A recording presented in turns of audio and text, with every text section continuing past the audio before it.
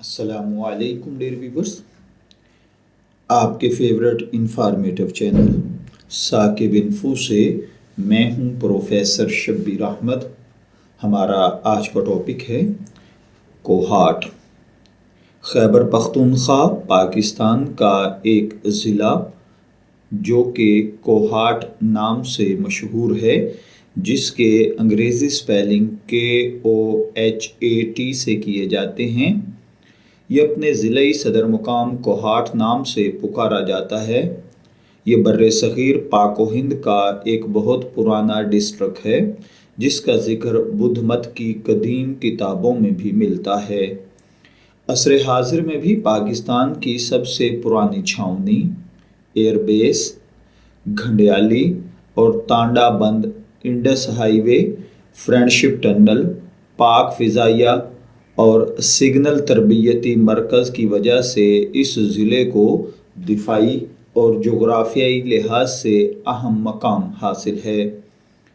اس کی سرحدیں صوبہ پنجاب، ضلع نوشہرہ، ضلع ہنگو، ضلع اپر اورکزئی اور ضلع کرک سے ملتی ہیں۔ کوہاٹ شہر کے اندر جرما کے مقام پر ایک گورنمنٹ یونیورسٹی بھی قائم ہے۔ کوہاٹ شہر کی مشہور چیزوں میں یہاں کا مقامی امرود کا پھل ہے، جو اپنے منفرد ذائقے کے لیے پوری دنیا میں مشہور ہے۔ ضلع کوہاٹ کا کل رقبہ 2545 مربع کلومیٹر ہے۔ یہاں فی کلومیٹر 275 افراد آباد ہیں۔ 2004-05 میں ضلع کی آبادی 7 لاکھ افراد پر مشتمل تھی۔ دیہی آبادی کا بڑا ذریعہ معاش زراعت ہے۔ کل قابل کاشت رقبہ 71,210 ہیکٹرز ہے۔ ضلع کوہاٹ کا تقریباً 70% علاقہ زراعت پر مشتمل ہے، جس میں بہادر کوٹ، خرماتو، ڈھوڈا، کوٹ، سیاب، گھنڈیالی، بلی ڈنگ، توغ، کالو چنا، شیخان، شاپور، محمد زئی، شیرکوٹ کے علاوہ سورگل، چمبئی، بڈھ تک کا علاقہ نہایت زرخیز ہے۔ اکثر علاقے کو تاندا اور گنڈیالی ڈیموں سے سیراب کیا جاتا ہے۔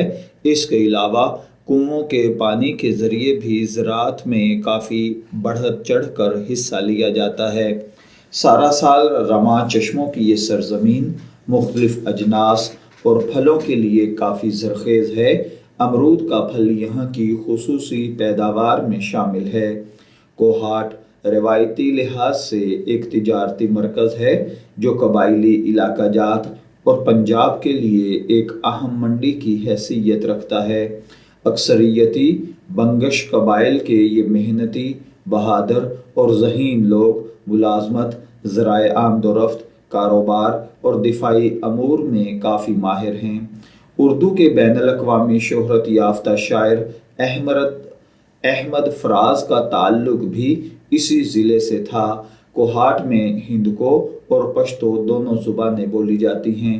سید آدم بنوری اور حضرت حاجی بہادر بابا کا شمار روحانی شخصیات میں ہوتا ہے۔ آزادی کے ہیرو عجب خان آفریدی کا تعلق بھی کوہاٹ سے تھا۔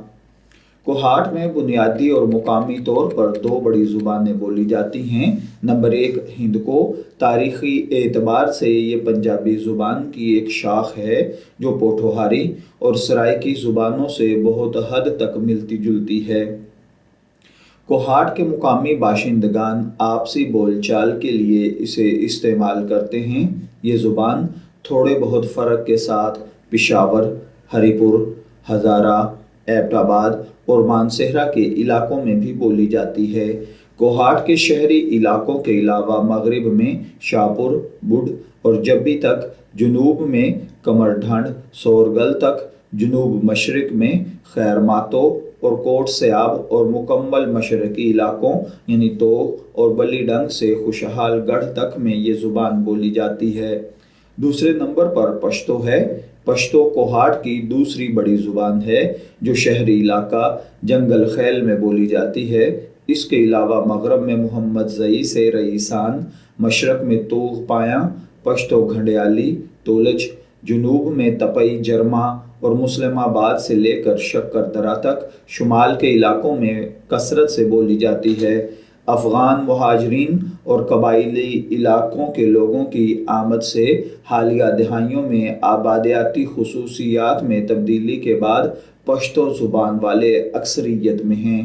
اردو قومی زبان ہونے کی وجہ سے یہاں بولی اور سمجھی جاتی ہے۔ سرکاری کالونیوں کے علاوہ شہر میں بھی بعض گھرانوں میں اردو بولی جاتی ہے۔ ایک طرح سے اردو یہاں کی تیسری بڑی زبان ہے۔ کوہاٹ کی مرکزی اقوام میں پراچا، بنوری، میاں خیل، گیلانی، ایوان، بنگش، کوہاٹی، شنواری اور آفریدی شامل ہیں۔ ان کے علاوہ اورکزئی قوم کے بھی بہت سارے لوگ کوہاٹ کے مختلف علاقوں میں آباد ہیں۔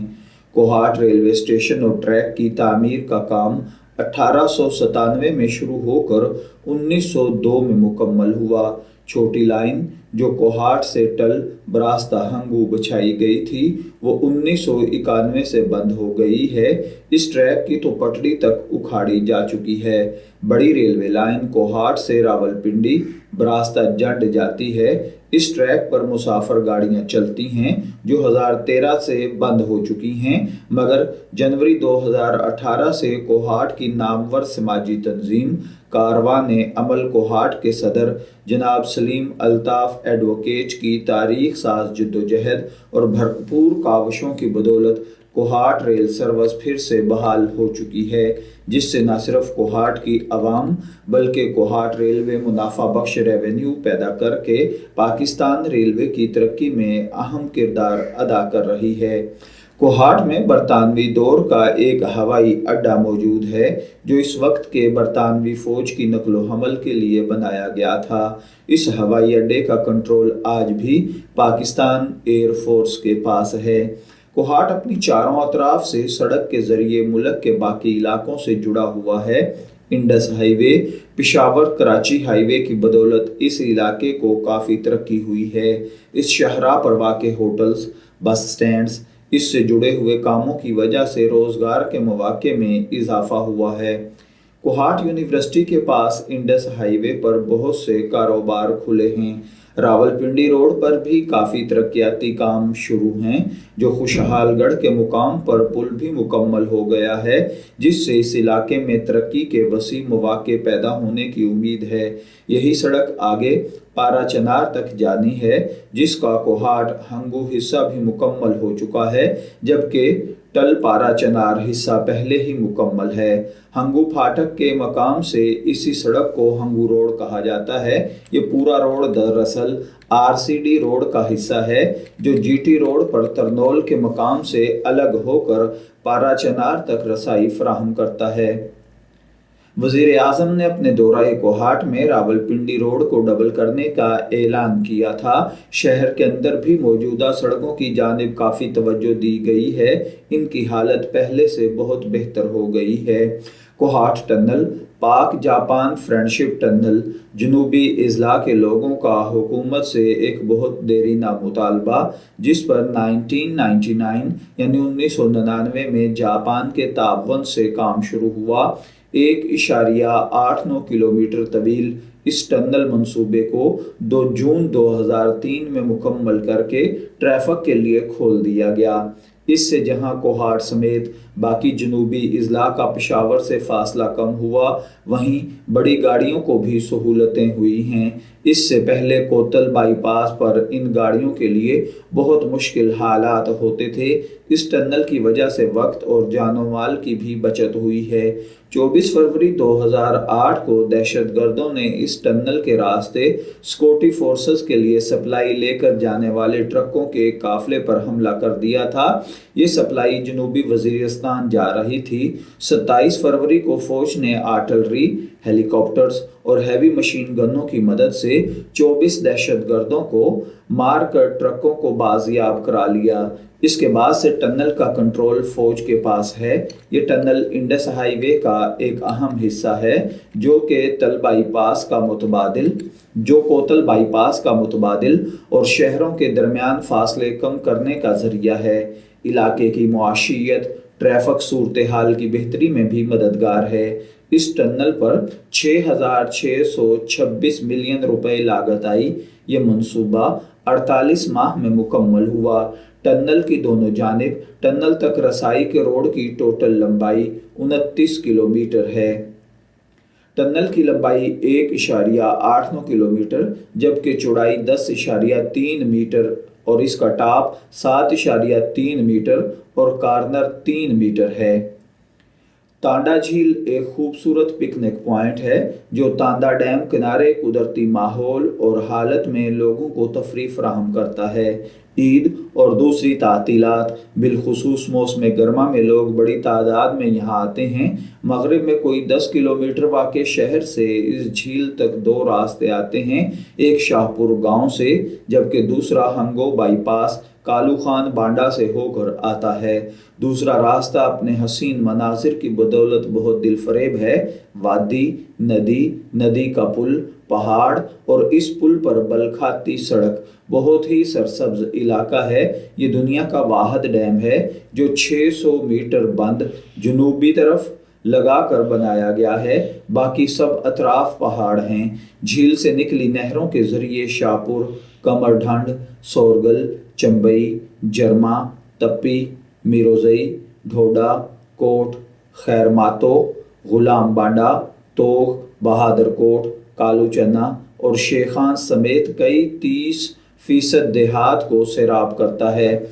केडीए पार्क भी शहर से मुत्तसिल तरक्याती और इंतज़ामी महकमों इदारों के दफातर के लिए मुख्तस ये सुरख मट्टी और पत्थरों का तय दर तय पहाड़ी इलाका ज़िले हुकूमत, एक्साइज ऑफिस, बैतुल माल, पासपोर्ट ऑफिस, नादरा ऑफिस समेत डिस्ट्रिक्ट हॉस्पिटल, कई बैंकों और मल्टीनेशनल कंपनियों के ऑफिस और प्राइवेट स्कूलों की वजह से मॉडर्न सिटी का मंजर पेश करता है जो इंतहाई तौर पर कोई 14 सेक्टर्स पर तकसीम है। सेक्टर 9 में बच्चों और ख़वातीन के लिए 2 बहुत खूबसूरत केडीए पार्क बनाए गए हैं जहां मौजूद बच्चों के झूले, घास के कित्ते, फूल खूबसूरती को दोबाला करते हैं। पार्क के मगरब से शहर का नज़ारा किया जा सकता है। ये मंजर शाम गुरूब आफ्ताब या रात को बहुत हसीन होता है। यहाँ से नीचे वाली पहाड़ी पर बनी भूरे रंग की टाइलों और शीशों से मुज़य्यन मस्जिद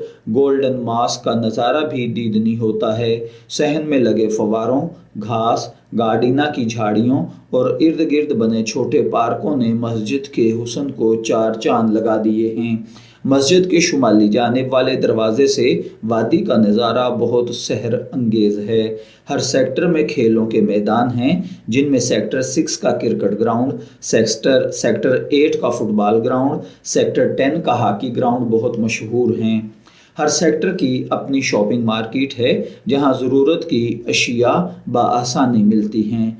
चश्माजात ये जगह पुराने बस स्टैंड के पास है। ठंडे मीठे पानी के चश्मों पर नहाने का अलग मज़ा है। इन चश्मों के अलावा जंगल खैल गांव के शुमाल में ज़ियारत के 2 मज़ीद चश्मे हैं जिनका पानी बहुत ही ठंडा है क्योंकि उस जगह दरख्तों की बहुतात है। उम्मीद है आपको हमारी ये इंफॉर्मेटिव वीडियो ज़रूर पसंद आई होगी। अपनी पसंदीदगी का इजहार हमारी इस वीडियो को लाइक, शेयर, सब्सक्राइब और कमेंट्स करके ज़रूर कीजिएगा। इजाज़त दीजिए, फिर हाजिर होंगे किसी नए टॉपिक के साथ। तब तक के लिए अल्लाह हाफिज़।